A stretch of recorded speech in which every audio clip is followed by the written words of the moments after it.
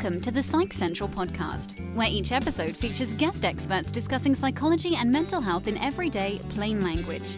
Here's your host, Gabe Howard. Hello, everyone, and welcome to this week's episode of the Psych Central podcast. I am here with Rachel Starr Withers.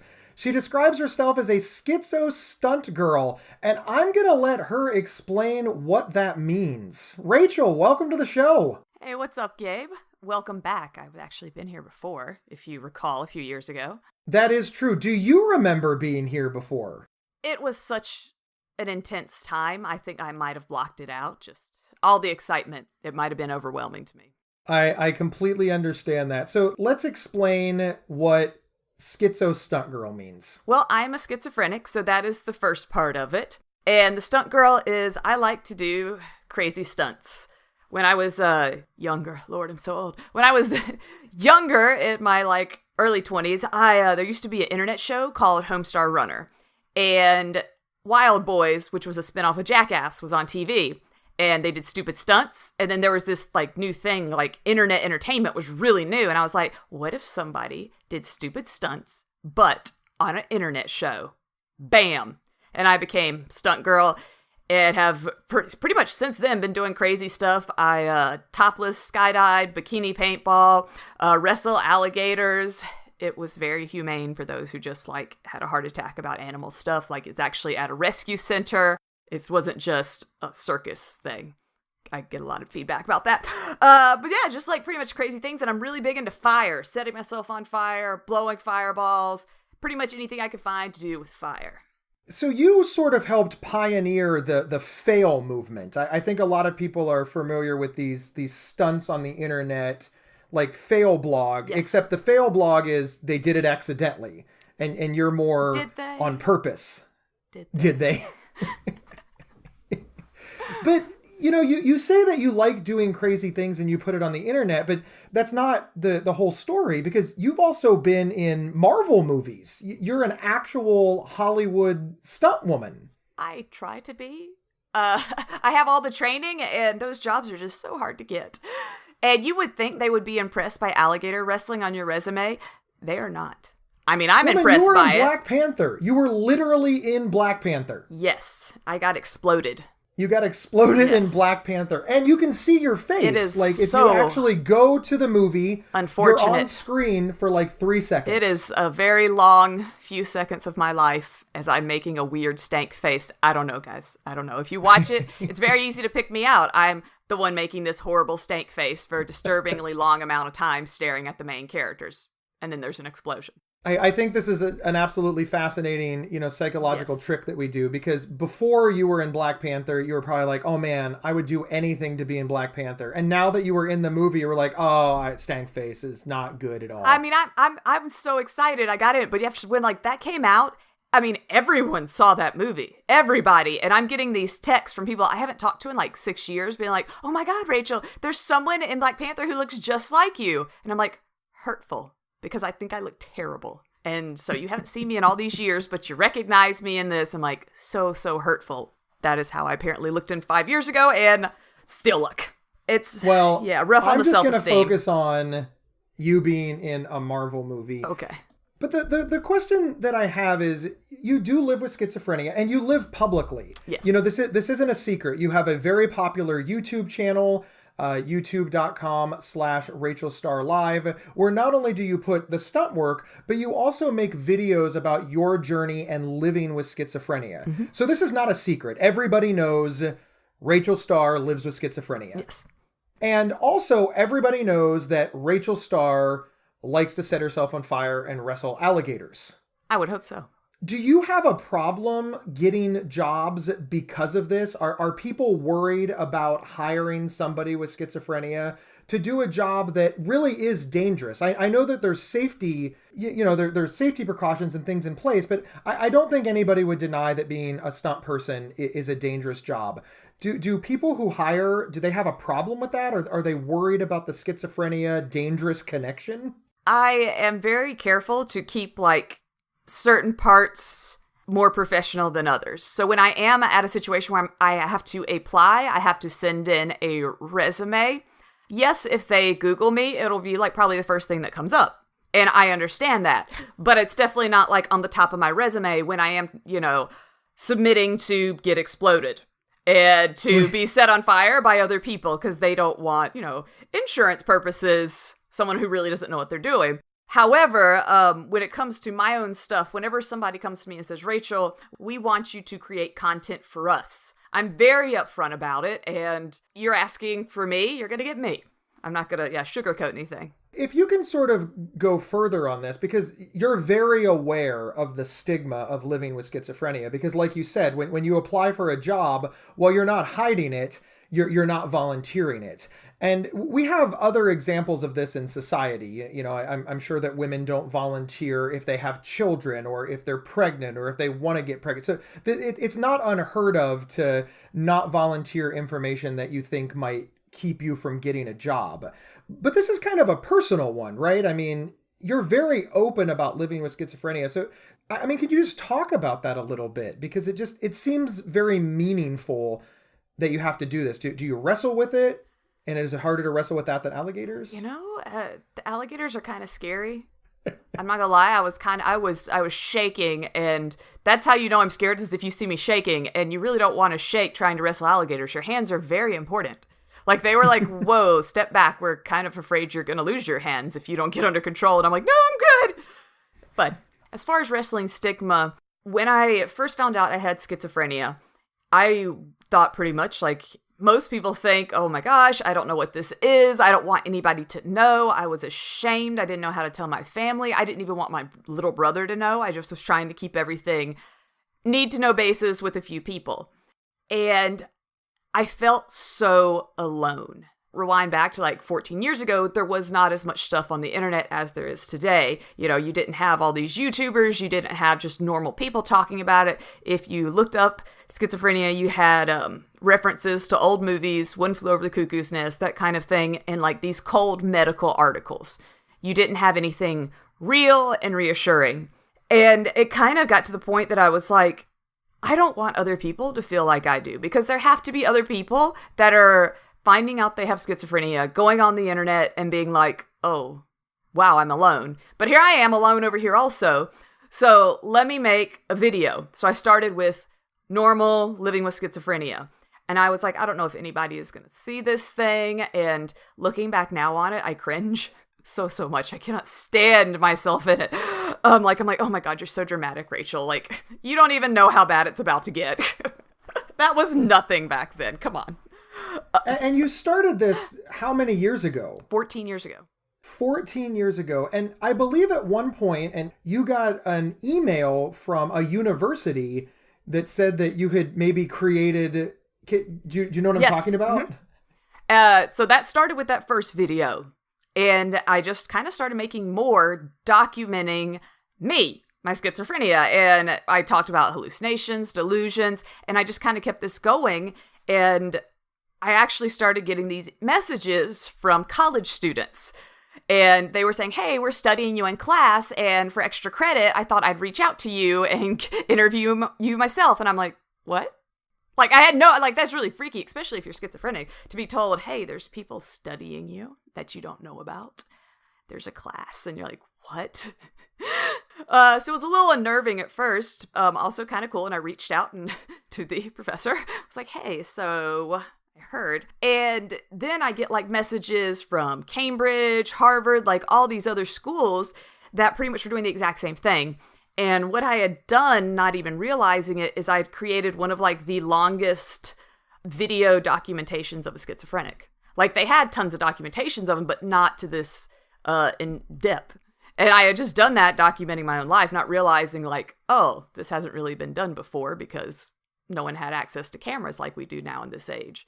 So here I have, you can like watch me, I don't want to say grow as a little schizophrenic, but you definitely, you see like me go through, things, and where now I'm like so confident. And in the beginning, I'm like, on the edge of tears over the littlest thing, the littlest horrible hallucination, where now I'm like, oh yeah. I mean, I'm used to that. I see, demons all the time. They're chilling. But that's kind of an interesting thing that you brought up. 14 years ago, you probably didn't understand it very well. And the viewer who's watching this kind of grows with you. So my question is what was the difference between the hallucinations that you experienced 14 years ago and any symptoms or hallucinations that you may experience today? I mean, what can you kind of walk us through, so we don't have to watch 14 years worth of videos? Can you give us the Reader's Digest / BuzzFeed version of that? I think the 14 years of videos is incredible for anyone to watch. Just kidding, I wouldn't. I mean, we're busy. We're busy, get the Rachel. top used one. Get the top rated, not top rated. You're like, oh, okay, let's just get the quick version. When I look back, it's not that my hallucinations have ever lessened. I would say I am way worse. Not way worse as in sick. Way worse as I have a lot more symptoms of schizophrenia now than I did even 5 years ago. And it's one thing that you always hear people kind of say, and I know they mean well, but, oh, you're going to get better. Things get better. And the truth is, for me, if you look back over my videos, they have not. Things have gotten so much worse. But I've gotten stronger. And the stuff that used to bother me a couple of years ago are nothing today. I had all of this bad stuff happening. I was terrified out of my mind of these monsters. I couldn't sleep at night with the lights off. And now, I see them all the time and they don't bother me because I'm used to them. So it's one thing I always try and push, that if you're out there, I cannot promise you that things will get better. And honestly, I don't think they will. But what happens is you get stronger. And that's the most incredible thing ever. And I think it's way better than your stuff going away to be able to look and be like, that's nothing. And when you get to that point, that's when you can actually start to help others. To clarify a little bit, you're not saying that your life doesn't get better. You're saying that your symptoms stayed relatively the same, but you got better at managing them and handling them and working around them so that you could lead the best life possible. So while the symptoms may not have improved, and again, everybody's results may vary. Mine have it's not like I've been on just a constant line of the same. They've spiked. I've gotten at points where I've thought, hey, I'm cured. I don't have any schizophrenia. And then I'll go off my meds, and that is wrong. That is, we learned very quickly, no, Rachel, you just were very happy and very good on meds for a little bit there. Don't do that, kids. Not a good idea, but we'll be right back after these words from our sponsor. This episode is sponsored by BetterHelp.com. Secure, convenient, and affordable online counseling. All counselors are licensed, accredited professionals. Anything you share is confidential. Schedule secure video or phone sessions, plus chat and text with your therapist whenever you feel it's needed. A month of online therapy often costs less than a single traditional face-to-face session. Go to BetterHelp.com/Psych Central and experience 7 days of free therapy to see if online counseling is right for you. BetterHelp.com/Psych Central. We're back talking with Rachel Starr Withers. It's fascinating to listen to you discuss schizophrenia because I think a lot of people, they really have this very, very narrow stereotype of schizophrenia. And one of the largest stereotypes in schizophrenia is the rocking back and forth, the drooling, the shaking legs. I say as my knee is shaking out of control as we're sitting here, yeah. But I've come to understand that some of those stereotypical symptoms that we all think of that have to do with schizophrenia are actually part of the treatment of schizophrenia. And you did a really cool video on that and kind of explain it. Can you explain that for us now? Yes, especially when it comes to the shaking. So one of the side effects of many mental health medications is tardive dyskinesia, which is basically a drug-induced form of Parkinson's. And now they have medicines you can actually take to control the tardive dyskinesia that's been caused by the other medication. And it's just like, oh, great. Just because you take medication does not mean that you'll start shaking. So please do not think it's just a random side effect that, yes, some people get from different mental health medications. And the newer medications don't have this particular side effect. This is older medication. Yeah, if you're using they've learned a lot. They've made it safer. But yeah, with these, you just kind of shake, and sometimes it's pretty bad, and other times I'm not shaking at all, but it'll get to the point where I'm out with friends, and because I'm at a restaurant, I'm using their silverware. I have a hard time holding the silverware. And whereas I'm at home, I have forks and stuff with big handles, and you're like, Rachel, just bring your own forks to restaurants. That is the goal, but I never remember. Everyone's just like, oh, it's such an easy cure. And I'm like, yeah, no, I know. But you try and remember these forks. It's actually harder than you think. And then you're pulling knives out your bag and people are like, okay. I love your sense of humor about this, because often when we talk about schizophrenia, we talk about it in the scariest of terms, the most medical of terms. And I think we do realize that, having serious and persistent mental illness, or just being sick in general, is not a happy time. How do you put those two things together? Because I have to imagine that you don't want to have schizophrenia, but you also don't want to have a bad life. You want to be happy and jovial, and you also want to inspire hope in others. But that's kind of a tall order. Hey, be happy about living with schizophrenia. Seems like a ridiculous thing to say, but essentially that is what your advocacy is doing. Can you talk about that a little bit? Yes, and I get messages from people that are very angry, and a lot of them, it's just they're very hurt because they've lost someone in their life who had schizophrenia due to suicide or kind of situations around. And they're like, can you make these videos? You make light of this. This isn't a joking matter. And on one side, I agree with them, and I understand that pain. I constantly deal with, urges to hurt and kill myself my whole life. They've gotten a little less, but it's always like something sitting there in the back of my mind. However, I can't change this. I can do my best to manage it. I can take medication. I go to therapy. But at the end of the day, there is no cure for schizophrenia. I've had it since I was like a little baby. I assume so, at least. Since I was I was talking to nothingness. So we know from that point on. But I assume little baby Rachel was tripping when it popped out. But I can't change this. So my options then in life are to pretty much give up and just be sad and depressed. Like, well, I have this horrible mental illness. Man, I just really got to go sit in the corner and give up on life because, yeah, it sucks to be me. Or I can look at it and think, okay, this is what it is. Let's go. Let's go do what I want to do. And yeah, I'm going to have to make adjustments, but that's okay. And for me, I like the second of those two options. Honestly, throughout my life, yes, I have chose the first one sometimes where I'm just overwhelmed and I'm just like, I just want to give up. Suicide attempts, things like that. Like, no, it has absolutely happened that I did not see any light and it was all darkness. And I'm lucky that I have a very strong support system and different things that have helped me through those times. So it's also not just one or the other. But my media, I try to keep upbeat.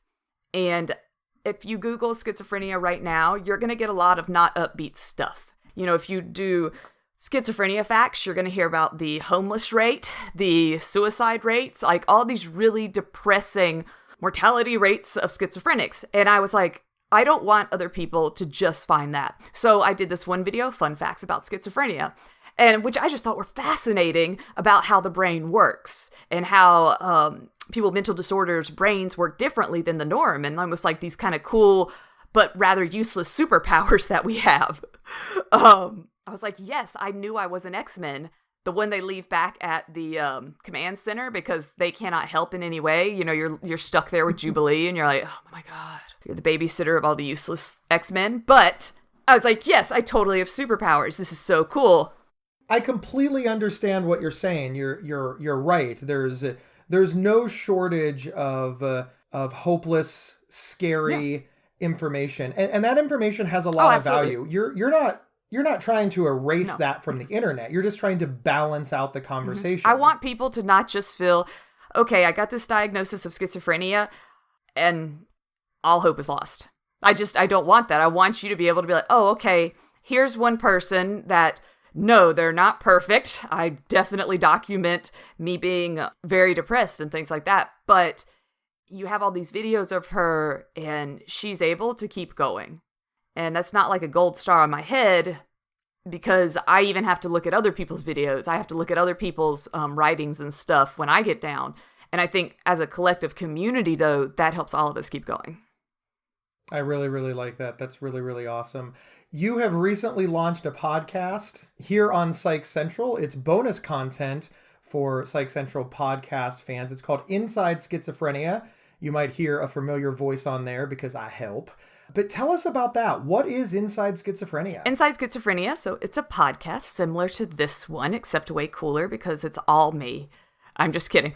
No, it's really interesting, and it was an exciting project for me to get to do because we have about 45 minutes to really delve into some kind of hot button subjects on schizophrenia. Some that I haven't been able to hit on because my videos are much shorter and upbeat, but to be able to actually have a discussion, between me and Gabe, to bring in experts about, looking at some of the, I don't want to say darker sides, but the realities. So, for instance, violence and schizophrenia, dealing with hallucinations, the caregivers that are involved sometimes when, if you can't take care of yourself. So kind of like those areas that are not fun to talk about, being able to kind of look in and say, okay, what is the reality here?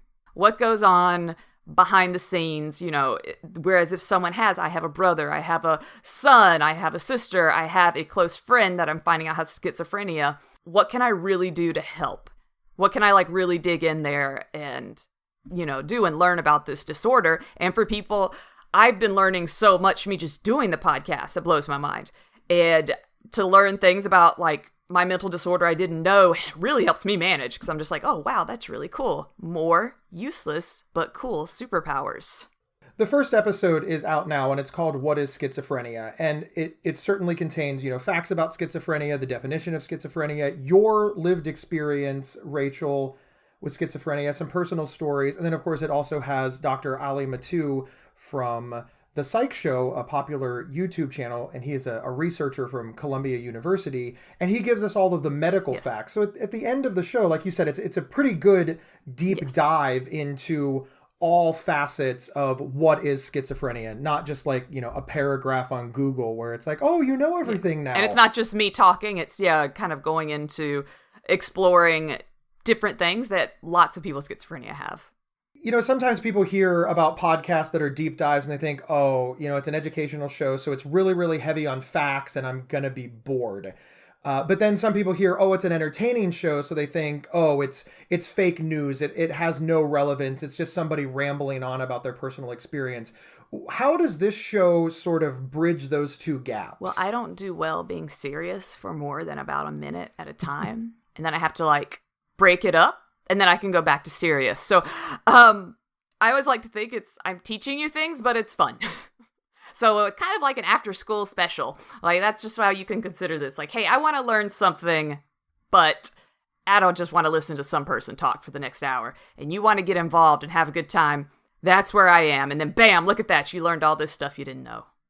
That's very, very cool. When I was in school, I had a science teacher that said, pay attention and you might accidentally learn something. I think that if you listen to the show, you will absolutely learn something. And whether it's an accident or not is really up to the listener. Thank you, Rachel, very much for being on the show. And thank all of you for tuning in. Remember, wherever you downloaded this podcast, whether it be iTunes, Google Play, Stitcher, or otherwise, give us as many stars as humanly possible. Use your words and write us a review. Share us on social media. Email us to your friends. We're trying to get a giant advertising budget, but until we are in a Marvel movie, we're just stuck where we are. And also, remember, you can get 1 week of free, convenient, affordable, private online counseling anytime, anywhere, just by visiting betterhelp.com/psychcentral. We'll see everybody next week. You've been listening to the Psych Central podcast. Previous episodes can be found at psychcentral.com/show or on your favorite podcast player. To learn more about our host, Gabe Howard, please visit his website at gabehoward.com. PsychCentral.com is the internet's oldest and largest independent mental health website run by mental health professionals. Overseen by Dr. John Grohall, PsychCentral.com offers trusted resources and quizzes to help answer your questions about mental health, personality, psychotherapy, and more. Please visit us today at PsychCentral.com. If you have feedback about the show, please email show@psychcentral.com. Thank you for listening, and please share widely.